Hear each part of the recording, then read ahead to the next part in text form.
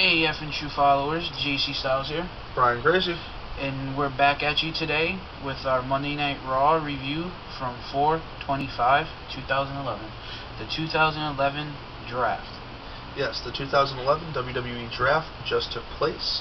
This year it is down to just the two brands, Raw and SmackDown. In previous years, we've also seen the ECW and WWE's incarnation of ECW featured, but it was I would say it was a pretty packed Raw. They had a lot of matches, a lot of I don't know, it was just good overall. I do have to say, it kind of kept me hooked for the last 2 hours. I was kind of on and off because I was kind of upset with a lot of the draft picks. I think Raw really got the shit end of the deal tonight, and we'll just break it down, let you know what matches were matched, what show was being represented by whom, and who was drafted after the match, and just give you a rough rundown, and then give us your give our thoughts on what we thought that should have happened. Exactly, and just to touch base on what you said, I don't really think Raw got the shit end of the stick. I think SmackDown has had such little talent in the last few weeks that it's actually been turned into like a partial recap show with highlights from Raw, just because there's not enough talent to be showcased in, the way they want talent to be showcased. I'm not talking about a series of jobber matches. I'm talking about, high-profile matches that are going to put butts in seats. And we haven't had that because there's not a lot of star power on SmackDown. And I think we added a lot to that tonight. Yeah, but we also did lose a lot of good, guys over to this return. Well, it's all one big company, so I don't really view it as a loss, and they've been doing such an interpromotional thing lately. We'll get to see competition between these guys sooner rather than later. But I think it's a real win for the blue brand, in my opinion. Joey thinks it's kind of a loss for the red brand. So, because you know what it is, guys? It's because I usually read the spoilers or I watch Brian's videos on what happens, and then I hear it and I picture it in my head, and then when I try to watch SmackDown, it's bad. It's kind of like what Impact as of late.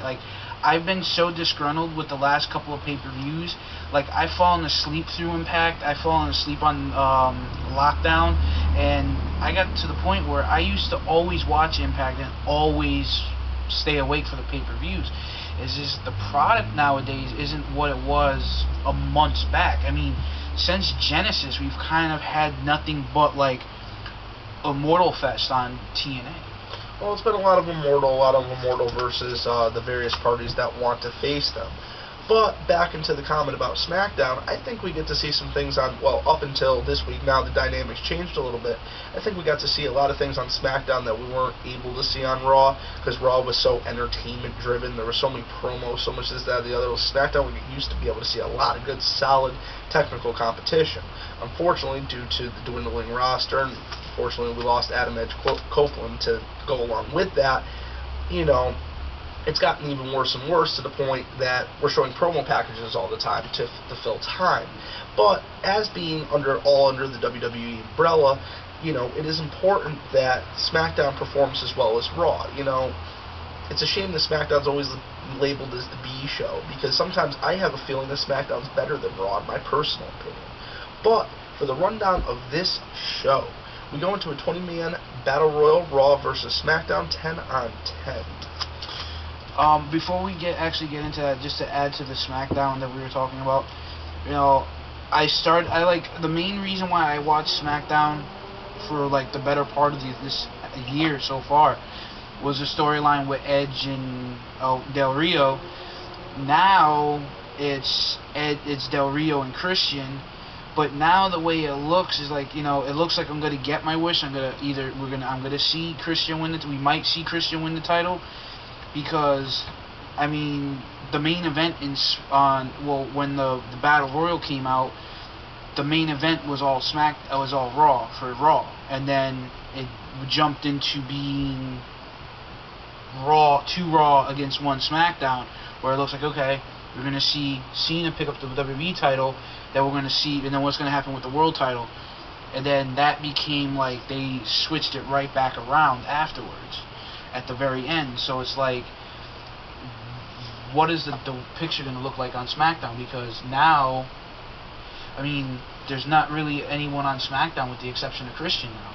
Well, but you got Orton over there now too. Well, there's a good chance in the supplemental draft tomorrow, 12 o'clock noon, WWE.com, to plug that for them. There's a very good chance at the supplemental draft we'll see a lot more big stars go over to SmackDown. There's a chance that John Cena could be drafted for a third time. There's a chance that Christian could be drafted. There's a chance Del Rio could be drafted back. There's a chance John Morton. Any speculation we throw at this point in time is going to be, until that draft is completed, we really don't know. So say if Christian, Del Rio, Cena, Morrison, The Miz, say none of those guys who are going to be in the main events for Extreme Rules for SmackDown and for Raw, what does that basically say? Okay, Christian's finally going to get his shot? I could say there's a 50% chance of Christian getting a shot, and then I could say there's a 50% chance that Del Rio picks up the strap, Miz retains, and then we see both titles on Raw for the next couple weeks until a title changes hands. I mean, that is a very, very, very good possibility. We've seen multiple championships on the same show in the past, and I think it's something that could potentially happen here.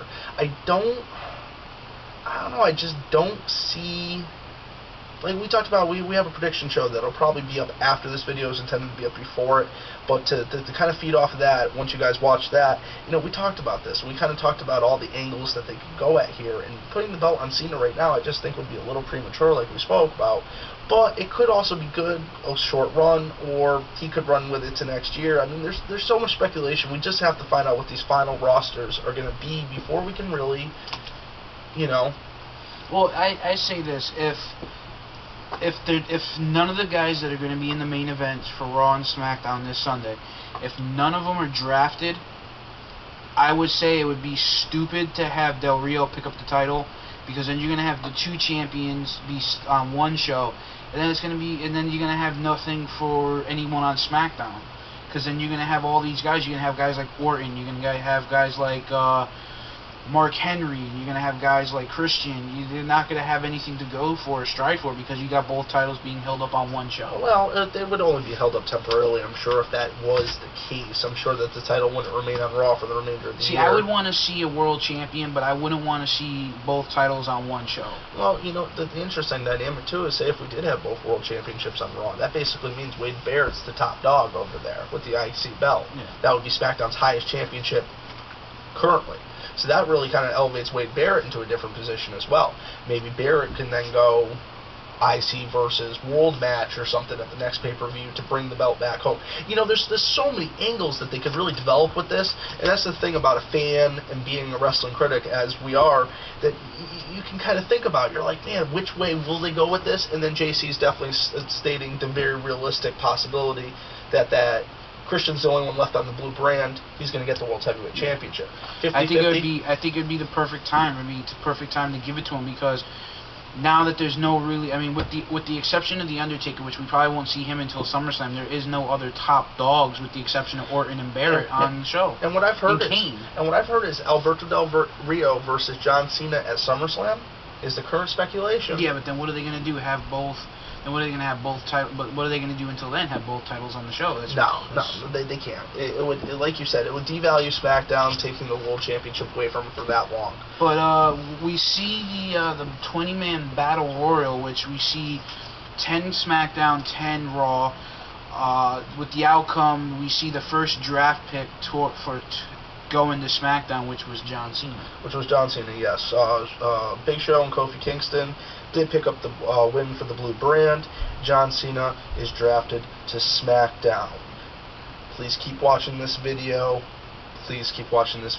We're not going to spoil the end.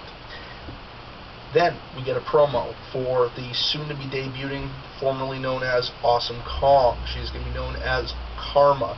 There was some speculation earlier in the week. WWE did trademark this name. They didn't know if it was going to be used for her or not.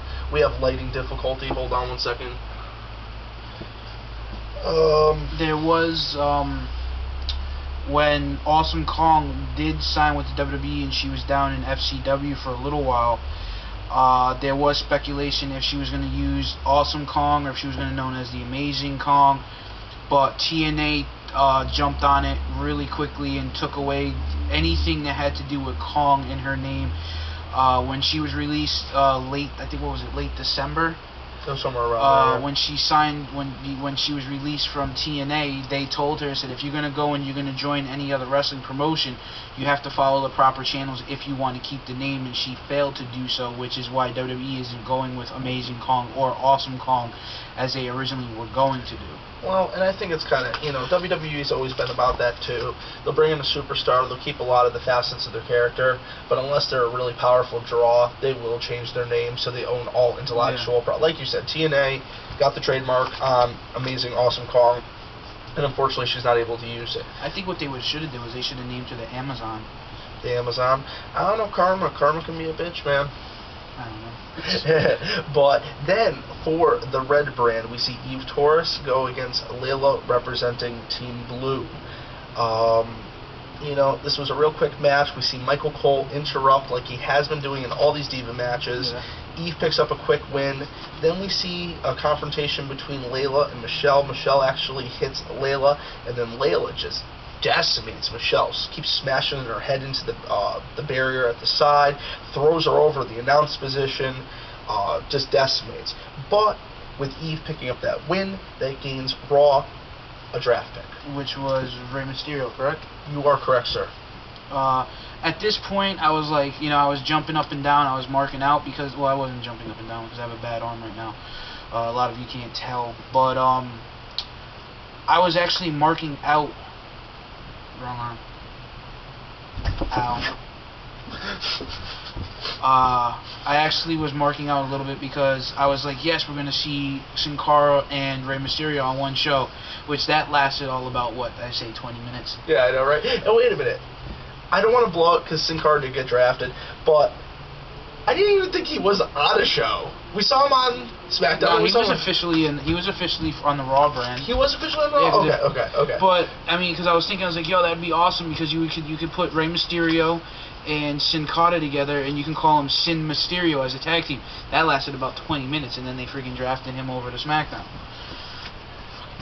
Joey loves putting together fantasy tag teams. It's one of his favorite things as a fan. You guys, any followers of our show must know that Jay just loves putting together fantasy tag teams. He would have loved to see Daniel Bryan and Caval together more than anything. The Young Dragons. Or the Young Warriors. Or the Young Warriors, yep. All Dragon right. Warriors. But, seeming that the last video we produced was over a gigabyte using this particular piece of technology, we are going to continue. We move into representing the blue brand, Kofi Kingston, going against the artist formerly known as King Sheamus. Walking Jar of Mayonnaise. We see Kofi Kingston... Reverse tan. Yeah, reverse tan. Maylox, for those of you who don't know. We see Kofi Kingston hit back-to-back Trouble in Paradises. He basically hit one and basically sent Sheamus bouncing against the ropes, and then hit him again. And at this point, I was like, all right, so SmackDown's going to gain another draft pick. And lo and behold, we see the Viper Randy Orton being drafted to SmackDown. Yes, Randy Orton drafted to SmackDown. So first of all, we think Cena and Orton are going to kind of stay together. They've kind of got the rivalry going on right now, where they're kind of cool. But if it came down to it, Randy Orton would attack Cena in a heartbeat. I would like to see Cena be punted in the head. Like Randy Orton said, he would attack his own mother if it means he gets closer to WWE Championship or his ultimate goal, whatever that may be. So then we see Orton go to SmackDown, as Jay said, and then we see Sir Michael Cole versus Jim Ross. I'm sorry, but Jim Ross whooped his ass, though. Did you catch that shit? Yeah. Dude, he busted him open and broke his knuckle. Hell yeah, dude. And then did you see it later on? He had a big-ass black eye, dude. I timed this. This was almost 7 minutes. That was 7 minutes that could have went to another match. We could have led to another draft pick for Raw. Dude, everybody wanted to see Jim Ross beat the shit out of Michael Cole. We actually got to see Michael Cole get bloodied.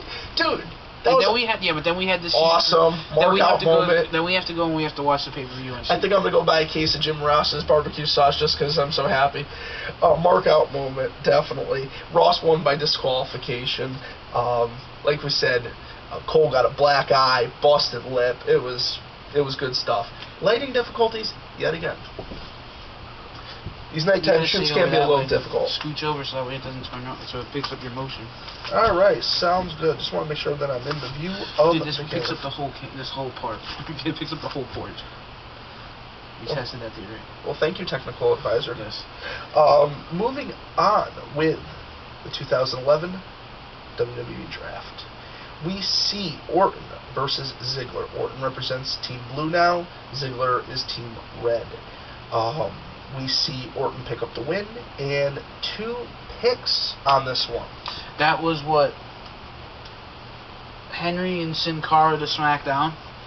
Which, as JC said, he would have really liked to see Sin Cara and Rey Mysterio potentially be paired together, or even paired against one another. They would have produced a very, very... classic cruiserweight title, classic cruiserweight battle. Right out of my mouth. Oh, phenomenal, phenomenal. Just thinking about it could almost... I don't know. Just amazing. Just amazing.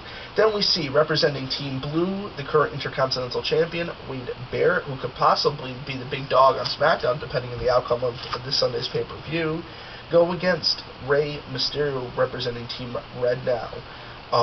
This is for 2 draft picks yet again. We see Mysterio pick up the win. Who did get drafted to? Show and Del Rio get drafted to Raw, which... What does that mean for SmackDown's for the tag team championship? I know now we've got the tag team champions split between 2 brands, but I mean nothing's like really brand exclusive anymore. I think this could work, a dual brand tag team. I don't know. I mean, I have to see what happens. I mean, it is what it is. Unfortunately, I think kind of the WWE needs more tag team wrestling because they got way too much singles competition. And they need more. They need to get back to kind of focusing on the tag teams because they definitely.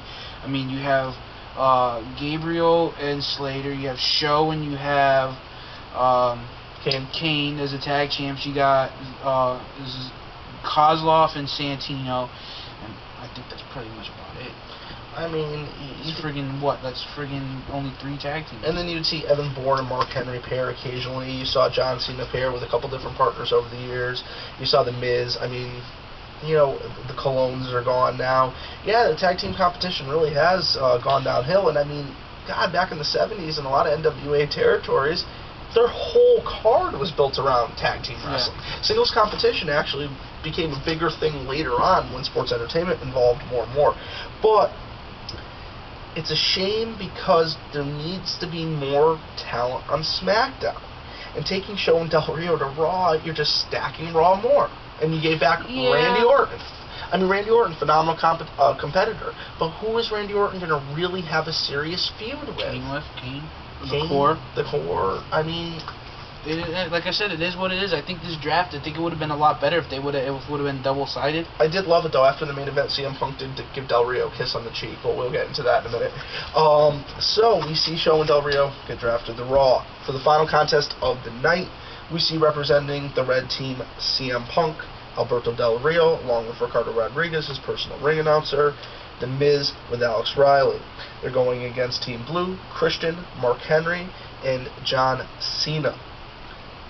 For 1 draft pick. Now I'm thinking you have a 6-man match, and there's been 3 draft picks. We would have got 10 overall picks on Raw, and it would have been, you know, like you used to get 10 men on the draft, right? Yeah. Yeah. I don't know. I was kind of disappointed when I found out it was only for 1 pick. Actually, I was sitting and watching there with my wife, and my wife actually said, "Oh no, it's only for 1 pick." I'm like, I don't know. That's when I kind of just like, you know, got up and went out and had a cigarette because I could smell it go through my window. Yeah, probably. Joey does live upstairs from me, if you guys don't know. Or I live downstairs from him. Whatever. You know, is it? If you want to be technical. Is the glass half full or half empty? I just look at it as a fucking glass of water. So, moving on. Moving on. We see CM Punk, Del Rio, and The Miz pick up the win, and they draft John Cena back to Raw. Like, this is the reason why I was saying that it's the title is not gonna the title. You got the WWE Championship on Raw. You got the World Heavyweight title that's staying on SmackDown. That's all that's going to happen. Christian's going to win the World title.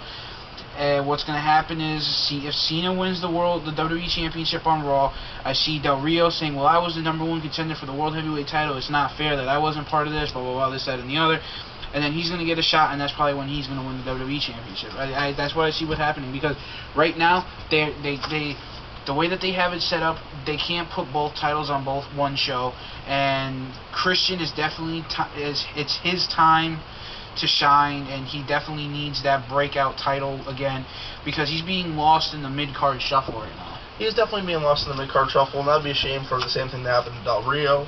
But by drafting Del Rio to Raw, that gives him, like you said, a chance at contention at the WWE Championship. Also, not to hate on Jeff Hardy, but Jeff Hardy turned around and they gave him the title 3 times before he got the WWE Championship, the World title, I think. Wasn't he the World Champion, WWE Champion twice, and then World Champion once before CM Punk cashed in on him?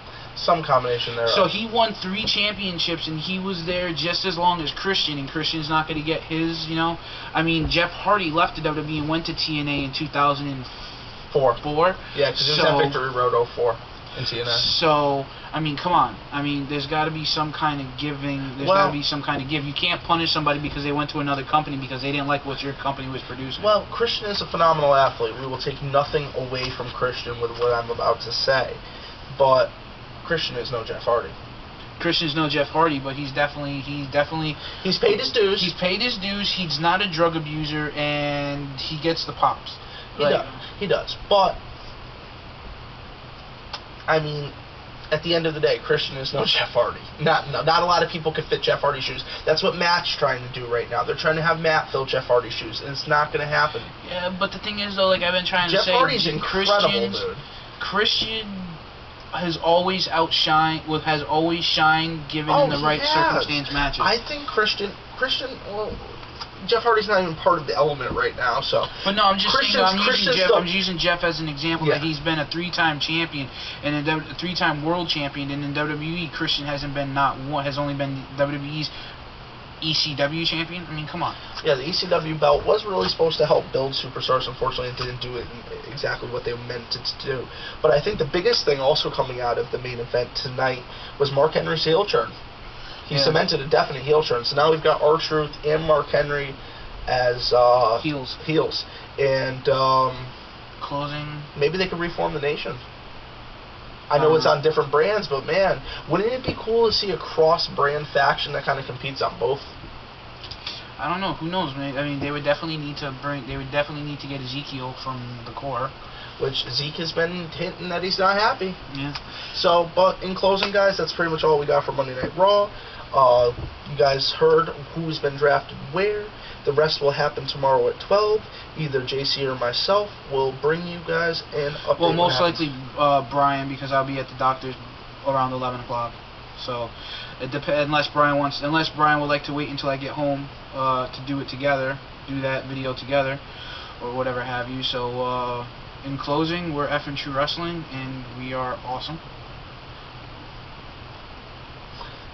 I mean, I don't want to bite off Mo's I rock, and you know it. I'm the shit. I'm pretty much just the shit. Yeah. For Effin' True Wrestling, this has been Brian Crazy. JC Styles. You're either effing true or you're effing screwed. Learn to love it, because it's the best thing on YouTube today. Awesome. Good night. Alright, King. Alright, I am going upstairs.